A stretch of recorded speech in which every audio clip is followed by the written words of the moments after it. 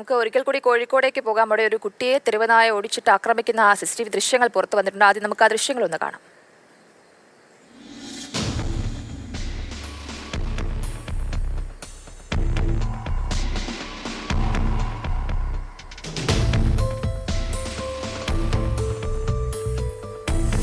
Rahul KV ചേരുന്നുണ്ട് നമുക്കപ്പം. രാഹുൽ, ഈ ദൃശ്യങ്ങളിൽ കാണാം കുട്ടി വീഴുന്നുണ്ട്. ഈ നായ പുറകെ എത്തുമ്പോൾ കണ്ടിരിക്കാൻ സാധിക്കുന്നില്ല.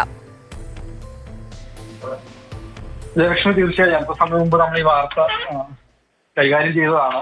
അതിലൊരു കുട്ടി പറയുന്നുണ്ട് നായ പിന്നാലെ വന്ന് കാലിന് കടിക്കുകയായിരുന്നു, കടിയിൽ നിലത്ത് വീണു പോയി എന്ന്. ആ കുട്ടിയെ നായ ആക്രമിക്കുന്ന ദൃശ്യങ്ങളാണ് ഈ കാണുന്നത്. നായ പിന്നാലെ തന്നെ പോയി ആ കുട്ടിയുടെ കാലിൽ കടിക്കുകയാണ് ഉണ്ടായത്. നിലത്ത് വീണ കുട്ടി ശബ്ദമുണ്ടാക്കി പ്രതിരോധിക്കുന്നൊപ്പം ആ സ്ഥലത്തുണ്ടായിരുന്ന ആളുകളൊക്കെ ചേർന്നാണ് നായയെ ഓടിച്ചത്.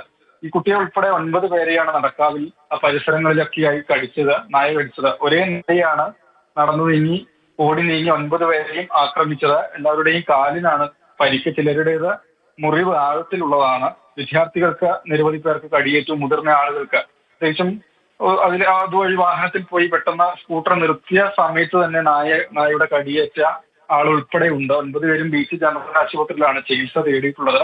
ഈ നായശല്യം പരിഹരിക്കുന്നതിന് അടിയന്തര ഇടപെടൽ വേണമെന്ന ആവശ്യമാണ്. നഗരത്തിൽ തന്നെ ഇത്തരത്തിൽ നായശല്യം രൂക്ഷം നടന്നുപോകാൻ കഴിയാത്തൊരു അവസ്ഥയിലേക്കാണ് എത്തിക്കൊണ്ടിരിക്കുന്നത്. നമ്മൾ പല വാർത്തകളും കണ്ടു. സംസ്ഥാനത്തുടനീളം ഇതേ രീതിയിൽ തന്നെയാണ് അവസ്ഥയിലേക്കാണ് നീങ്ങിക്കൊണ്ടിരിക്കുന്നത്.